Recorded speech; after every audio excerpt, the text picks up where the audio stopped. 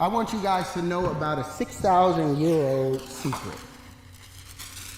6,000 years, mankind has been trying to decipher this one little thing called the flower of life. Now, do you know the flower of life? Have you guys ever seen this before? Now, you know this is one of the oldest symbols in human history, right? Or do you not know? This symbol was found in the Temple of Osiris in Egypt, and it had been molecularly burned into the wall. And it's 6,000 years old. This same symbol has been found in the forbidden temples in China, sitting under the fufu dogs. And the foot on it, the flower of life, saying whoever controlled that flower of life controlled the universe. There were secrets in that flower of life that Da Vinci spent his whole life trying to uncover. There were secrets in that flower of life that Newton spent his whole life in secret trying to uncover. The same secrets that Pythagoras was desperately trying to uncover. But the problem was, they kept seeing this in a two-dimensional space. They couldn't get it out of this two-dimensional frame, and as a result, they got stuck in this plane, a flat plane. Now, what Da Vinci and all of them wanted to do, they were trying to find a way to bring this flower to life, because what is inside of it? Well, apparently, there were secrets inside of it. Shapes, they got the Merkaba and all of those other things out of it. But they were misled by something I think called a straight line. You guys believe in straight lines? You believe there's straight lines in the universe? Well, let me hit you with something. All energy in the universe is expressed in what? It's in motion. If something is still, there's no energy. Kinetic, right? All motion is expressed in what? You look at galaxies, are they expressed in straight lines? Expressed in vortices. All vortices are expressed in what? Waves. All waves are curved. Show me a straight line in nature. You show me where the platonic solids come from. Where do they have their foundations in our universe?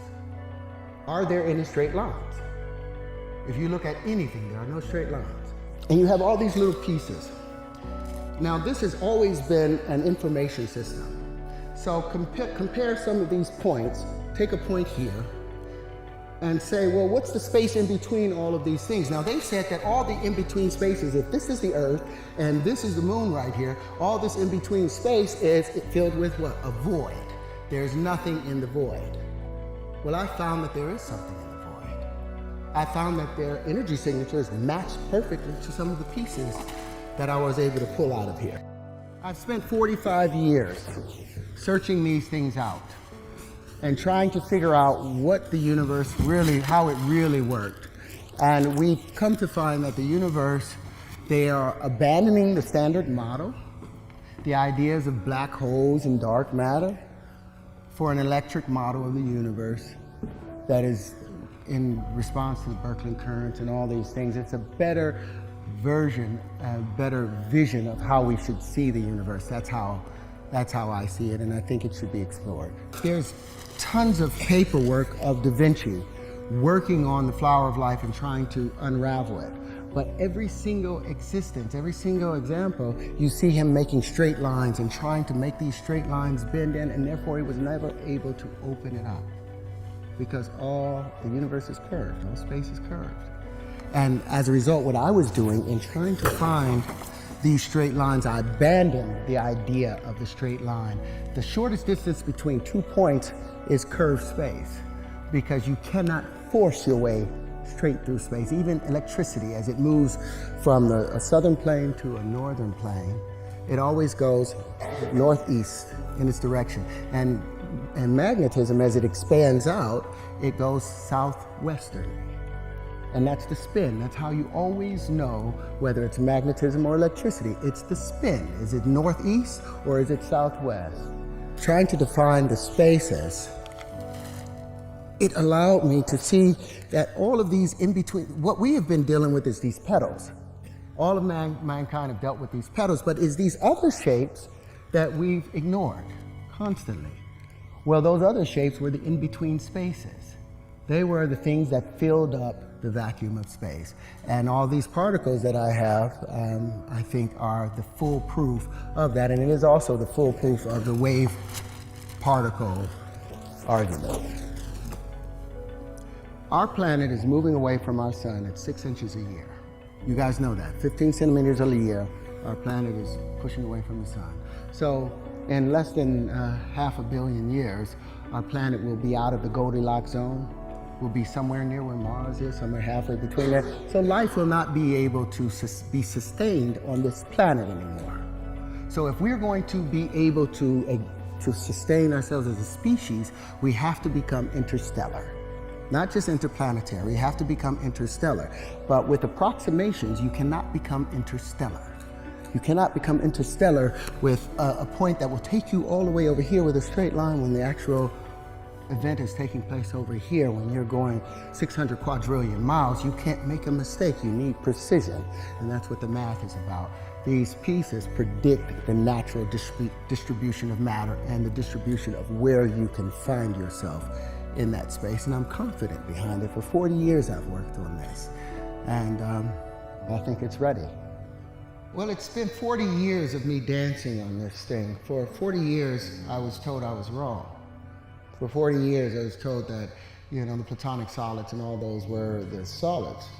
You know, you have to have faith in self. You know, all of this, I can sit up here and tell you guys that, you know what, I'm the smartest man in the world. I figured out what Da Vinci and none of them could do. The truth is, you really want to know the truth? This may be crazier than the fiction. The truth is, I woke up inside my mother's womb at about 6 months of age. I woke up inside of her. Like boom. I don't know what had happened. Maybe my mother went through some trauma or whatever. But I woke up and I said, oh God, I'm here. I'm here. Don't forget, don't forget, don't forget, don't forget, don't forget. This is true. Don't forget, don't forget, don't forget. Just go by. Every once in a while I would think about something and this would come over. And I didn't know it was my hand. I thought it was a friend. I had my whole name for it. Inside that womb, you were conscious. You woke up because with our son Kieran, when he was my wife was 6 months pregnant, we would put the light on her stomach and he would follow it and push on it. And then we'd put the music and we'd put it all the way over to the other side and he would crawl all the way over to the other side of the stomach and push at the light with the music. So what I'm saying to you, you are conscious inside the womb, but we have no common frame of reference. But I remember, don't forget, don't forget, don't forget, because I knew I'd been here. Don't forget. You know what I didn't want to forget? This flower of life. Because apparently I'd been interested in it at a given time.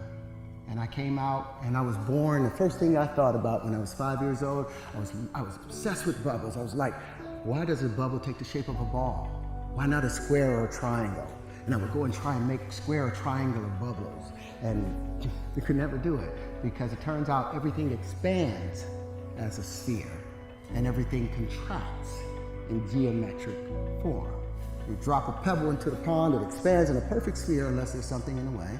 The moment it hits the edge of the shore and starts to come back, it's the contracting waves that hit the expanding waves that creates the initial geometries. Everything expands as a sphere, everything contracts in geometry and fits, basically. So what I'm saying, and what I tried to tell you guys earlier, this is not your first time, it's not your first rodeo, and it won't be your last rodeo.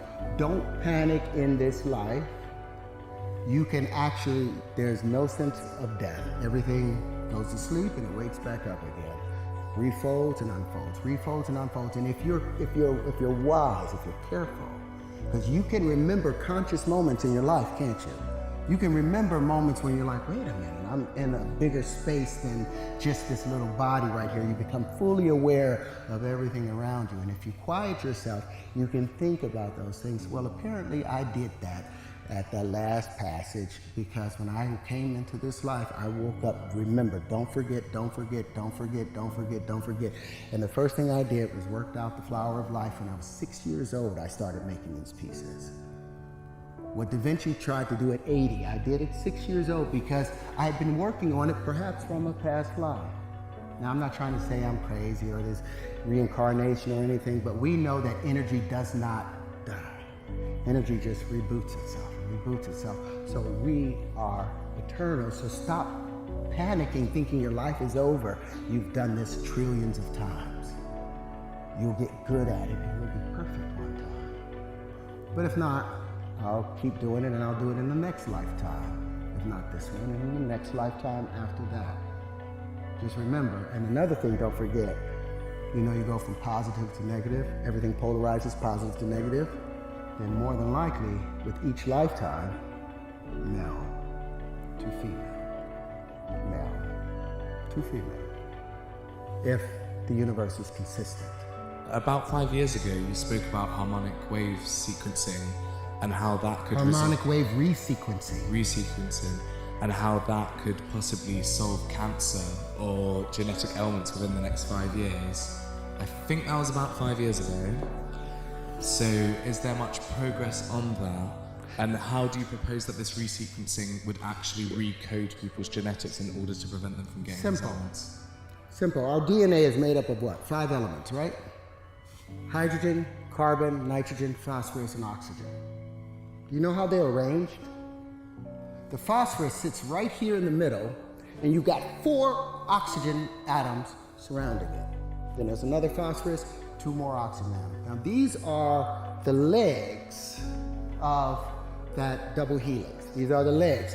Now the ladder steps on it, they become the adenine, the guanine, the cytosine, and thymine, the ATCGs. It turns out hydrogen, they used to think that energy, the body transferred or understood the energy information through electricity. They're finding out it's through frequency. Well, guess what hydrogen sounds like? It's a key of E. Guess what? And it's the color yellow. That's what proper physics gets you to. Oxygen is a chartreuse, and it's the key of F over F sharp. Now they used to, like I said, information used to be thought about as just electrical information passing on. But I got a question for you. Have you ever been at a party with some of your friends you ain't seen in 10 years, but y'all was like 14, y'all hung out and there's a song that came on and you was like, ugh, and everybody got up and was live at that moment. Now say 10 years later you got a friend with you, he's a good guy, but he wasn't there when me and my boys formed this. So when that song comes on, our DNA tightens. There's a particular song, a scale in the genome for each and every one of us. Now when that song is played, when your particular prime resonant frequency is played, guess what happens? Your DNA celebrates and tightens. Everything else gets pushed out. Harmonic wave resequencing. The carbon is also the key of E in yellow. The nitrogen is G. And all these play a song. So say that the F over F sharps of the oxygen, the green, is only hitting at an F. Why? Because there's another frequency coming in from a generator over there. That's changing and causing it to change. So this F now hits the oxygen. And when it hits, when the F hits the carbon, so instead of hitting as an F sharp, it hits as an F, so when it hits the carbon at an E, it doesn't hit it quite right, so the domino don't file right. So the next domino hits wrong. And so now we have malformation happening within our DNA because the frequencies are being pushed off. But when we hear our tone, we tighten back up. So yeah, I'm in the process of building the harmonic wave resequencer with another doctor who has been able to successfully cure AIDS and cancer. And it's well underway. But I wanted you guys to understand how that works. It's so simple. You do not need to tear the human body apart when all you can do is use frequency to bring it back to its normal space. Do you think it's do you think that the reason that we have like economic crises, for example, is because we are not understanding our numbers correctly according to your theory? Well, I think we have an economic problem because we are the only creatures in this universe that use currency. There are no other creatures that use currency in order to exist. Why is it that we chose this strange thing that isn't even real? Other creatures, they drink water, they eat fruit, they eat other animals. We exchange with currency, and our system of exchanging with currency is flawed because of greed. There's not like if 1 times 1 equals 2, we've got an equilibrium of balance. 1 times 1 equals 1, you've got loss. When 1 times 1 equals 3 or more, you're talking about over unity and supersymmetry. And that's how you get the universe to work for you. Instead of using just the solar voltaics off of it, you also use the piezoelectric effects of it. You use other things to make greater unity. But 1 times 1 equaling 1, when it could also equal a pound times a pound equaling the pound, when it could also equal $4 or $10 or $100. Does that make sense to you? Do you think the banks are abusing that? What's a quarter times a quarter? If I ask anybody in this room, what's a quarter times a quarter? That's 25 times 25. The computer will the calculator will tell you 6.25 cents. But we know 25 pence times 25 pence is 625 pence. That's 6 pounds and 25 pence, but the computer or the banks only have to give you 6 1/4 cents reference for it. Or let's say you put a dime times a dime. Go ahead, let me get this out. Say you take a dime times a dime. You put that in your calculator, it says 1 cent. 0.10 times 0.10 is 1 cent. But we know a dime times a dime is a whole dollar. But the banks gives us money based on that evaluation. Is that fair? And I might get shot about talking about this right now, but I've got a book coming out called Does a dollar times a dollar equal a dollar, or does a dollar times a dollar equal $2? And in the process, not only do I explain the death of the platonic solids, but I also introduce the new Terrance wave conjugations that replace this Euclidean way of life, and it gives us a 3-dimensional way of seeing the world. That's what I'm saying. Do you want to see the world in 2D or do you want to see it in 3D?